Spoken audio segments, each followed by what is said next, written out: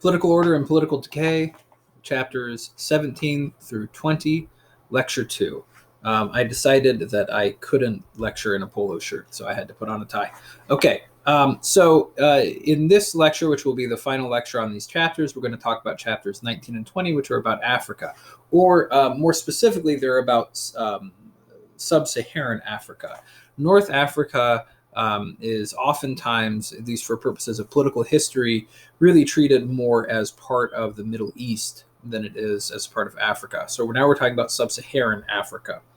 And in the 1990s, sub-Saharan Africa, which has had long been poor and undemocratic in most places, started to make a real turnaround and to improve, which continues to this day. But then, the question kind of becomes, why was it so bad before then? What accounts for sub-Saharan Africa's path of political development?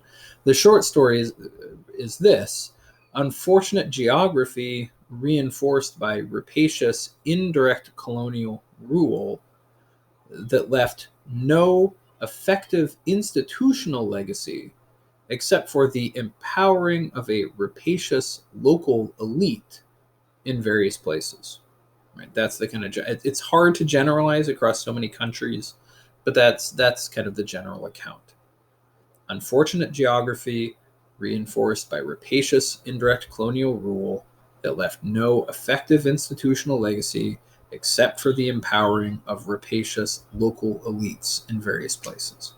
So that's the story of the chapter. If you look at figure 15 on page 286, you can see the indicators of the relatively poor development in sub-Saharan Africa, the way that, say, in comparison to East Asia, which eventually started growing, sub-Saharan Africa remained rather flat into the 2000s.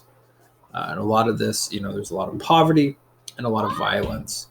And there's a lot of really just horrific cruelty and suffering and conflict in many of those countries and areas. But it's wrong to see this as a result of some kind of return to what life in tribal Africa had always been. And so this is just a reversion to the way things are in Africa. It's really not the case. There's no real history in the pre-colonial era of violence such as that. According to Fukuyama, and he's really not alone in this, a lot of these conflicts are really the result of weak states and lots of groups that are fighting over access to internationally valuable commodities, whether you're talking about oil, you're talking about diamonds, or other material resources such as that. Patrimonial governments. And let me read to you, just to remind you of the definition of that. This is on page 287 near the bottom. He says, political scientists have labeled this type of governance as neo-patrimonialism. Throughout this book, I have used Max Weber's term patrimonial to refer to governments staffed by the family and friends of the ruler and run for their specific benefit. Modern governments, by contrast, are supposed to be staffed by officials chosen on the basis of merit and expertise and run for the sake of a broad public interest. A neo-patrimonial government has the outward form of a modern state with a constitution, presidents and prime ministers, a legal system, and pretensions of impersonality, but the actual operation of the government remains at core a matter of sharing state resources with friends and family. End of quotations. That's 287 through 288. And so within the context of this neo-patrimonial organization of power, you also have personalistic and clientelistic style political parties and governments.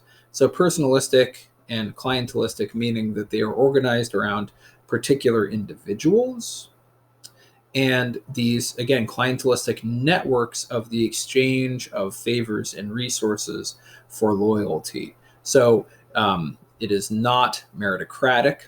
Obviously, offices are to a large extent not distributed in accordance with talent or expertise or merit, but are distributed in accordance with who needs to be rewarded and kept loyal. And also it means since the parties oftentimes revolve around particular individuals, they are less programmatic, which is to say that the parties are not as much distinguished by clear differences with regard to important issues of public policy or governmental policy. So the unity of the parties and groups oftentimes are determined by clientelistic exchanges of favors and particular personalities rather than loyalty to particular principles or public policy goals. And because of that, and for some other reasons, oftentimes these governments are not perceived, broadly speaking, as particularly legitimate by the people under them. So you have kind of quite weak states and parties, right? And so this situation, it leads to weak state capacity, which he mentions on page 289. There's the last full paragraph where he says, for all of the size and symbolic authority of neo-patrimonial governments of post-colonial Africa, however, the single most important characteristic, as Jeffrey Herbst has argued, is their underlying weakness. Using, again, the Weberian definition, the strength of a state is measured by its ability to make and enforce rules over a defined territory. Something that is a matter not just of physical coercion, but also of legitimate authority, right? Because the government's not always having to, say, follow the law or else, part of what makes for a strong state is that when the state promulgates some rule, people comply. They say, oh, okay, well, that's what we're supposed to do now because of the belief that they have the right to make these rules and we have the duty to follow them, right? So it's not just about the capacity to project physical force, coercive physical force, but also the extent of perceived legitimacy that induces people to obey the commands of the state. Now back to the quotation. While African leaders could jail and intimidate political opponents, the basic capacity of their states to deliver basic public services like health and education outside of cities, to maintain law and order and adjudicate disputes, or to manage macroeconomic policy was often non-existent. End of quotation. That's page 289. Now, the story that he tells of how you got there starts on page 291. There's a section that begins with origins of state weakness. The long story short, colonizers undermined local institutions, right? So when they come in, they kind of, obviously, they undermine the power of the local institutions, the traditional structures of tribal authority. But they didn't really replace them with more effective modes of governance. Rather, the scramble for Africa, which is what this colonial period, a lot of colonization of sub-Saharan Africa comes out of, was really more about geopolitical influence among competing empires than it was about building up sustainable supplies of resources. And so when it comes to sub-Saharan Africa, oftentimes the colonizers really wanted to do it on the cheap. Right? So they weren't as, you could say, they weren't as invested in those colonies as they were in some of their other earlier colonies, such as India, in the case of Britain. Obviously also the process of colonization was informed by racism, and the view of how to govern and how to invest in those societies was influenced decisively by racism. Now, for more detail, in some ways you can also just review Why Nations Fail, because Why Nations Fail does a good job of showing how local institutions were oftentimes undermined, either overthrown by colonizers, or else they sort of reconfigured themselves so that they got into the business of slave exportation, which undermined the legitimacy and ultimately the effectiveness of traditional authorities in Africa. Now, also, right, you're not going to have strong states in sub-Saharan Africa, or you wouldn't necessarily expect it, or it'd be a lot harder to achieve because you have relatively low population density, which oftentimes makes it hard for states to consolidate. There's not a whole lot of technological development. And there's also a really difficult geography in a lot of places when it comes to projecting force, right, where you've got big flatlands, we've also got jungles, right? So it's not as much, geographically speaking, a state space. And so Africa, this is one of the reasons why Africa, remained at a tribal level of development, and really in a lot of ways was kind of suited to that geography because of how difficult it was to build higher levels of political order. And if you remember James Scott, there's an argument that can be made that that's great. It was actually better for sub-Saharan Africa to stay at the level of tribal development because we've seen what happens when you move beyond that. and what state building is like in a lot of places, and it's not good for common people. But now, as he notes on page 296 and near the end of the chapter, um, one of the important things in this chapter is do not confuse the kind of modern ethnic groupings of Africans with the older tribes that were the actual forms of social organization. Um, Modern ethnicities in Africa are oftentimes much bigger and are, to a certain degree, really the product of colonialism. And they serve in modern times as an instrument for mass mobilization of a sort that really wouldn't have existed in tribal times. This is page 296. It starts in the middle where he says, African ethnic groups are largely a modern phenomenon created either in the colonial period or consolidated in post-colonial times. A classic segmentary lineage, a tribe, speaking anthropologically, is a group that traces common ancestry to a progenitor who may be 2, 3, or more generations distant. The system is held together by a very specific set of beliefs about the power of dead ancestors and unborn descendants to affect the fortunes of the living. Right? As described by E. Evans Pritchard's classic study of the Noyer in South Sudan. And that's a somewhat, I would say, controversial study at this point. There have been some interesting rebuttals, but that would take you down a rabbit hole. So if you're interested in that kind of stuff, Evans Pritchard has been challenged. But at any rate, these lineages are scalable depending on how many generations back one chooses an ancestor. For most day-to-day purposes, the relevant ancestor is very proximate and the kin group correspondingly very small. Modern ethnic groups, by contrast, encompass hundreds of thousands, if not millions, of people. They may claim descent from a common ancestor, as the Roman tribes claimed descent from Romulus, but that ancestor is so distant as to be more a matter of myth and fabulism than a real person. The contemporary African sense of ethnic identity was, as we will see in the following chapter, often cultivated by the colonial authorities, who believed that certain groups were more martial and therefore suitable as recruits for the military, or else who wanted to play one group against another in order to make them more tractable. Today, one of the main functions of ethnic identity is to act as a signaling device in the clientelistic division of state resources. If you are a Kikuyu and can elect a Kikuyu president, you are much more likely to be favored with government jobs, public works projects, and the like. So obviously, the incentives for creating or giving allegiance to these groups is very different under a clientelistic system than it would have been in an older tribal situation. Okay, so that's all I have to say about that chapter. Now we can move on to chapter 20, which is entitled Indirect Rule. So this is about the mode of colonization of Africa. Here he talks about Sierra Leone, and again, it's important to emphasize that the horror in this story is not somehow the essence of Africa. This is, by the way, one of the most mind-boggling aspects of Hegel's philosophy of history. If you know Hegel and Hegel's philosophy of history, Africa is stuck at this kind of brutal, barbaric, sort of animist, prehistorical condition.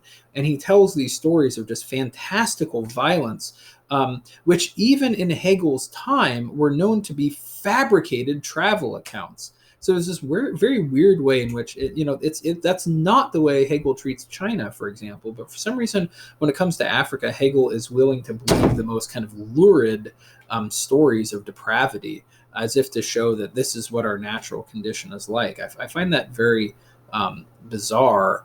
And of course, from a historical perspective, it's also somewhat ironic, given that the Prussian state that Hegel worked for and helped to build the ethos for eventually turns into the Nazi regime that was responsible for much greater horror than any leaders in Africa have been, at least on that scale. But anyway, I'll leave that aside. So the horrific civil wars and the depravity you find in these places is not somehow an expression of the essence of African society. Tribes are not tyrannical or cruel in the way that some of these modern groups are. Nor, though some people will say, well, no, it's not essential Africa, it's a legacy of colonial brutality. That society is so corrupt in so many ways there because that's just the response to how brutal colonialism is. that's not really the case either, because these horrific scenes and situations and periods that you hear about don't occur everywhere in sub-Saharan Africa, right? If it was the brutality of colonialism that explained it, then you would expect it to be more widespread than it is. Rather, it, as Fukuyama says, it's primarily a product of weak states. Right? And so he talks about this on pages 301 through 302. These become where there is inability to rule. You end up with these conflict zones. As he says, the primary colonial legacy was handing down weak states that did not have the power or authority to compel obedience on the part of their populations.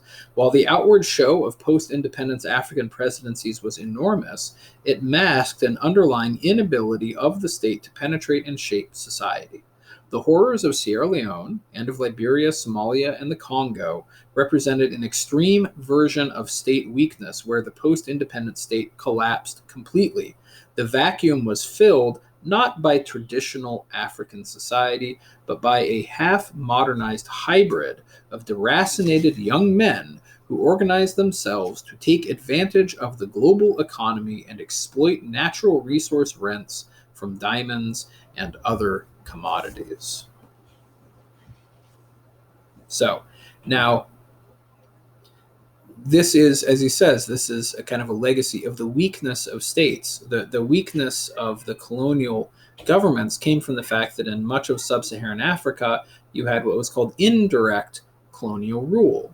That is, the colonial authorities did not, as they did in, say, India, actually come in and establish a significant permanent presence, but rather the colonial powers sought for the most part to govern indirectly by means of local rulers. There's always some degree of that in colonialism, pretty much anywhere, but in indirect rule, it's the primary mode. And in a way, this form of indirect rule, we're not going to govern them directly. We're going to govern them by means of their own elites. That's kind of the poster version of it.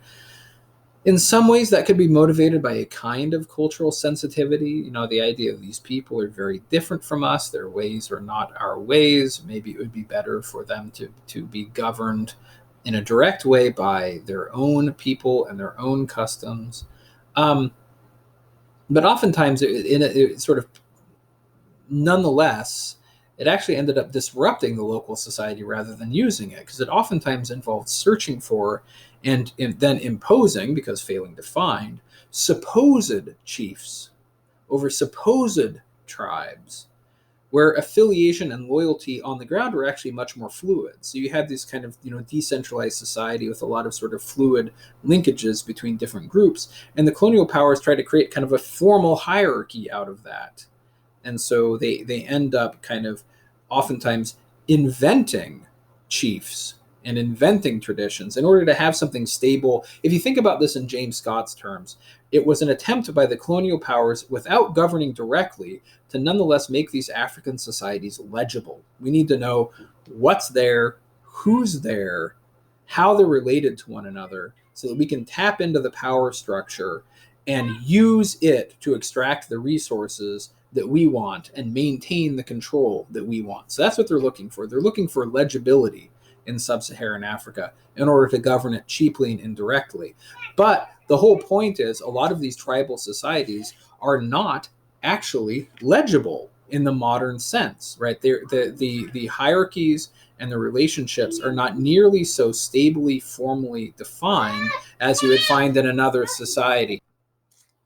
So the end result here is that oftentimes these colonial powers ended up kind of half creating tribes. So they building on what were some actual connections, they strengthen those connections, ignore other social relations, and sometimes end up more or less creating big men who did not have nearly as much clout, you could say, in the traditional society as the colonizers gave them. These African big men. And the African big man is to a large extent the product of colonialism, not African culture. And that's what he says at the top of page 305. The effect of indirect rule, then, was not to achieve a modernizing objective in terms of the development of indigenous institutions, but to freeze in place an imagined set of power relationships. And these were the guys, I mean, and part of the reason why the colonial authorities wanted these big men intermediaries is because they would be the ones that would be empowered to sell property and also to collect taxes for colonizers. But that the kind of property ownership and property transfer that they claimed and engaged in had no direct roots in the kind of tribal tradition, where it was more like families who owned property rather than individual alienable private property. And of course, you didn't have tax collection of the sort that the colonial powers wanted. So the powers that these big men oftentimes exercised for the colonial powers was not rooted in any way in the traditional roles of tribal leaders. And this is, you could read, for example, the exchange on page 306 to sort of show the kind of contrast between what was there and what the Europeans wanted to be there. This is an exchange in 1881 in South Africa. As the king of the Zulus, was all power invested in you as king over your subjects? That's what the commission's asking, to which the chief responds, in conjunction with the chiefs of the land. How did the chiefs derive their power from you as king? Here's the answer. The king calls together the chiefs of the land when he wants to elect a new chief and asks their advice as to whether it is fit to make such a man a large chief. And if they say yes, the chief is made. So it's very consensual. Here, now this is a later question. Is a man killed for trying to kill a king? Which obviously would have been the case in Europe. Answer. He is simply fined cattle and is talked to very severely. What is the punishment for a man deserting from his tribe? If the chief of his district had given him any property, he would be asked by the chief to return that property, and then he would be at liberty to go. That's it. So you can see it's much less coercive than the kind of power that the colonial authorities wanted the local elites and empowered the local elites to exercise.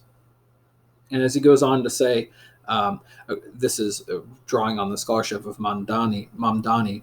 According to Mamdani, the new chiefs established under British indirect rule were far more authoritarian than the Zulu king, having the powers associated with a modern European state, the power to unilaterally take title to land, the power to extract taxes, the power to make formal law, and to punish crimes. Thus, while central colonial governments may have seemed extremely weak, they set up a far more dictatorial system on a local level, one that was freed of the checks and balances that existed in truly traditional African societies. All right, so that's an important thing to note. So even though the central state was relatively weak, it empowered rapacious local elites who now exercised powers of kind of a more European sort without any of the checks and balances that had existed in traditional society. So weak central government, tyranny at the local level that empowered local elites. Now, there's more in the chapter that talks about French indirect rule as opposed to British indirect rule, and French indirect rule was interestingly different from the British style that I've been talking to up until now, but really you're not accountable for knowing that distinction or really knowing anything about it in your final, since you have a lot of material to assimilate. So I'm going to end there, and so in the next lectures, we'll move on to the next set of chapters. So this is the second and final lecture on political order and political decay, chapters 17 through 20.